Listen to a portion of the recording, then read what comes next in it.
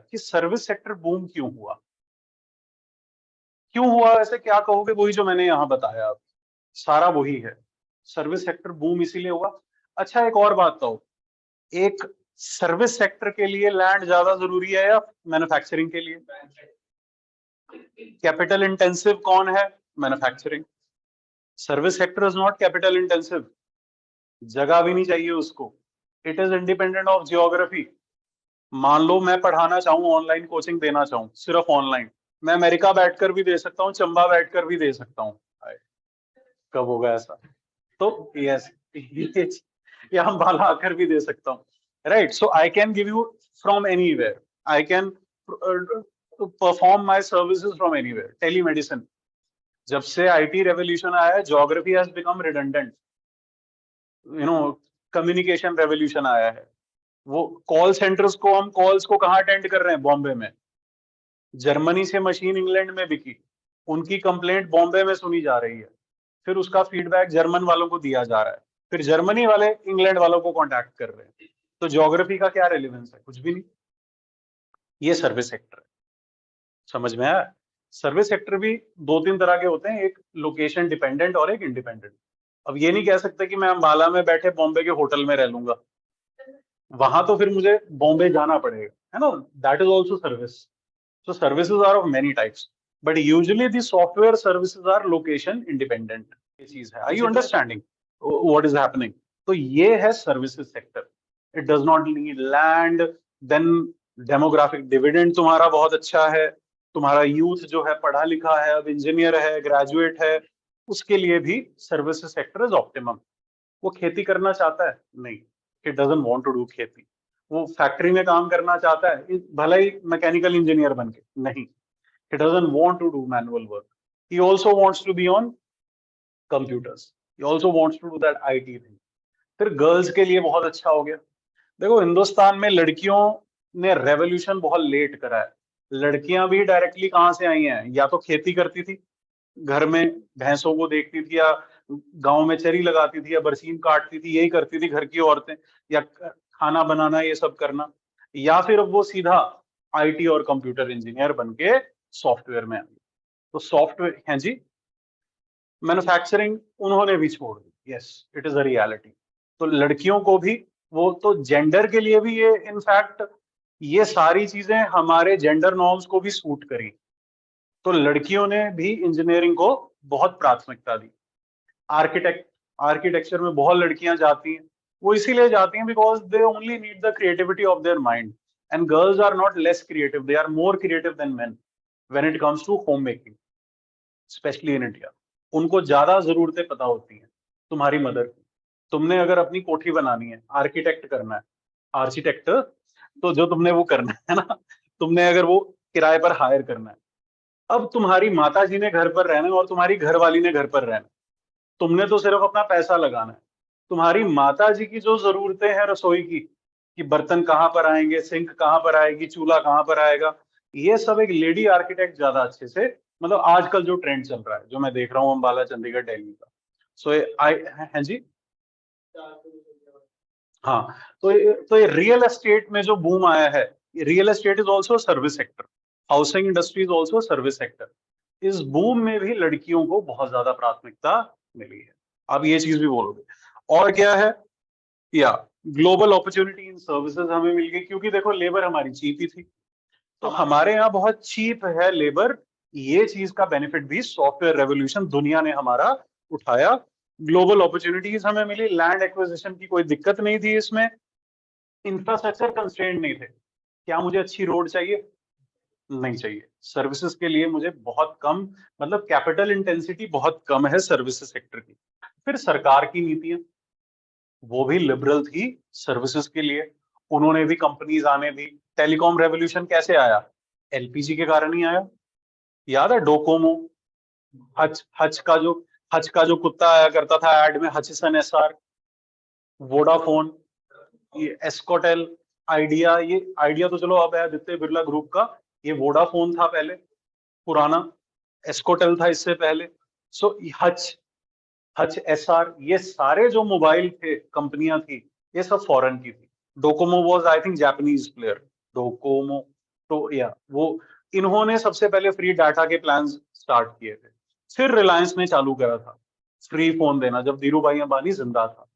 उसने एक प्रण लिया था कि बच्चे बच्चे के हाथ में फोन दे दूंगा, और किसी को, हाँ, और किसी को अपनी नाकामी का या वो अपने वेलेपन का एहसास होने नहीं दूंगा। 1.5 GB डाटा में ही सारा दिन वो निकाल देगा अपना। हाँ, तो ये चीज थी, ये सोच थी धीरू भाई अंबानी की। सो ये रेवोल्यूशन भी क्यों आया? ये हमारे यहाँ सरकारी पॉलिसीज के कारण आया। हमने 2G स्पेक्ट्रम और 3G स्पेक्ट्रम एलोकेशन बहुत सस्ते दामों में, और बहुत, अब 5G भी हमने बहुत सस्ते दामों में एलोकेट कर दिया। कोई भी बंदा खरीद सकता था, इतना सस्ता हमने उसको दे दिया। मतलब, लेकिन क्रॉनिज्म हुआ कि हमने किसी और को खरीदना ही नहीं दिया। चाहते तो 2-4 प्लेयर और ले आते रिलायंस के कंपटीशन में 5G स्पेक्ट्रम में एटलीस्ट, लेकिन हमने वो नहीं करा। चलो, वो कोई खास बात नहीं है। यस, वर्क फ्रॉम होम, ये कोविड में जो हुआ, सर्विसेज में ही पॉसिबल था work from home. I can teach from home. मैं अपने पेशेंट घर से देख सकता हूँ, ऑक्सीमीटर वो अपने आप लगाएं, अपना बीपी वगैरह खुद चेक करें और मुझे बता दें, मैं बस दवाई लिख दूंगा उनको। तो ये सारी चीजें, या अपने स्कैन करके रिपोर्ट्स मुझे भेज दें। सो वर्क फ्रॉम होम, ये कल्चर भी सर्विसेज के कारण ही हुआ। सरकारी नीतियां अच्छी थी सर्विस सेक्टर में। तो डिजिटाइजेशन, नॉलेज बेस्ड इकोनॉमी तुम्हारे यहाँ बनी, इस चीज को सर्विस सेक्टर का बहुत फायदा हुआ। इंडिया में डिजिटल इकोनॉमी का बहुत स्कोप था। मोबाइल फोन की कंपनी वहां थोड़ी खोलोगे जहां पहले 10 बंदे बैठे हैं, वहां खोलोगे जहां कोई भी नहीं है। नोकिया आया, मोटरोला आया उस टाइम तुम्हारे यहाँ, ये है ना, मोटरोला के भी फोन्स काफी बिके। ब्लैकबेरी, ये जो बता रहे हैं, बीबी पिन। तो इन सब चीजों, ये भी एक रेवोल्यूशन ही था उस वक्त का। समझ में आया? तो नोकिया ने सबसे पहला स्मार्टफोन स्टार्ट किया था 6600, 6600 जो था, स्क्रीन वाला जो फोन था। ऑल दोज थिंग्स, ठीक है ना। ये सॉफ्टवेयर बूम आया। Then you also had your foreign policy aligned with it. कैसे? Look west policy. तुम्हारी लुक वेस्ट पॉलिसी में भी तुमने वेस्टर्न, यूरोपियन, अमेरिकन, इन कंट्रीज को देखना शुरू किया, क्योंकि अब जो तुम्हारा ऊपर रशिया था वो गिर चुका था 1990s के बाद। ये भी हुआ, ठीक है ना। टेक्नोलॉजी ड्रिवन आया, फिर डाटा ड्रिवन टेक्नोलॉजी, फिर टेलीकॉम रेवोल्यूशन आया, ये मैं बता चुका। इनफैक्ट ऑटोमोबाइल रेवोल्यूशन भी आया। सी, ऑटोमोबाइल रेवोल्यूशन भी अब डिजिटल रेवोल्यूशन पर ही बेस्ड है। कैसे?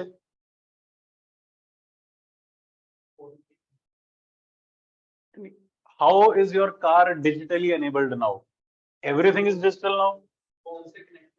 फोन से कनेक्ट हो जाती है, एसी ऑन कर लेते हो कार का, बंद कर देते हो। एमजी हेक्टर की कार्स में टेक्नोलॉजी आ गई, अपने मोबाइल से चालू कर देते हो car. Auto, Android auto play वगैरह, गाने मोबाइल से चला लेते हो, ब्लूटूथ कनेक्टिविटी। ये सारी टेक्नोलॉजीज ऑटोमोबाइल सेक्टर ने सबसे ज्यादा फायदा उठाया है। आर्टिफिशियल इंटेलिजेंस ने, तुम्हारे बम्पर ऑटोमेटिकली, पार्किंग सेंसर्स हो गए तुम्हारे, रिवर्स पार्किंग ऑन हो जाती है ऑटोमेटिकली, हिल असिस्ट है, जैसे ही वो ढलान देखती है पीछे जाम कर देती है ब्रेक्स को, कार पीछे नहीं जाएगी, हमेशा आगे ही जाएगी। ये सारी चीजें आ गई तुम्हारी। तो ऑटोमोबाइल सेक्टर बहुत बूम हुआ तुम्हारे यहाँ, स्ट्रॉन्ग मिडिल क्लास के कारण। देन एंसिलरी सर्विसेज बहुत ज्यादा आई इसके कारण, जॉब की आई, टूरिज्म की आई। ये एक आंकड़ा भी दिया हुआ है कि आईटी एनेबल्ड सर्विसेज, एक सर्विस 4 जॉब्स क्रिएट करती है। मतलब एक जॉब के आगे 4 जॉब्स ऑटोमेटिकली क्रिएट हो जाते हैं। मतलब अगर एक जॉब आईटी इंडस्ट्री में होगा तो वो ऑटोमेटिकली 4 आगे के जॉब्स क्रिएट कर देगी। कैसे? लेट अस से एक सर्विस इंडस्ट्री में एक कोचिंग इंस्टीट्यूशन खुला, ये आगे के 4 जॉब्स ले रहा है। कैसे ले रहा है?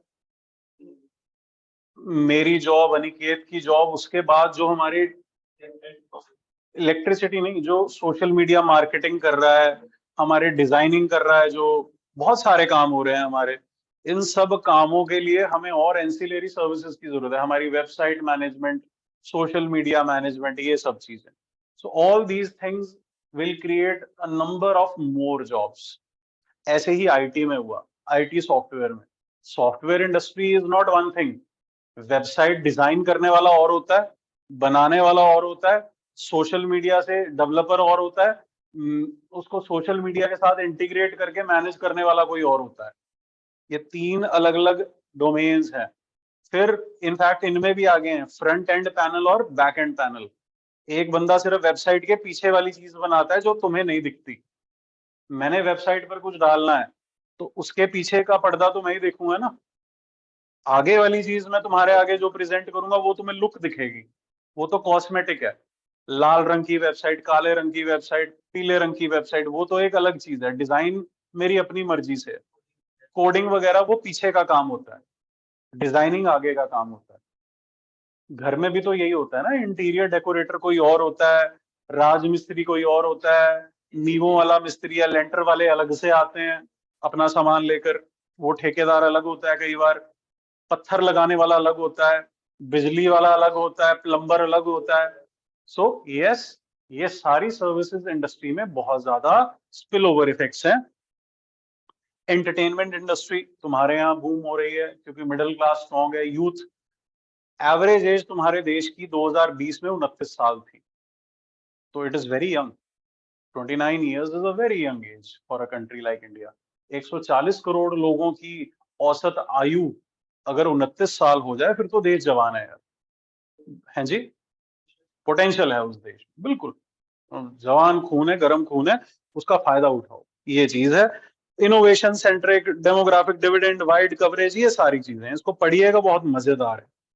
ठीक है, और ये था तुम्हारा सर्विसेज सेक्टर का प्रेमाइस।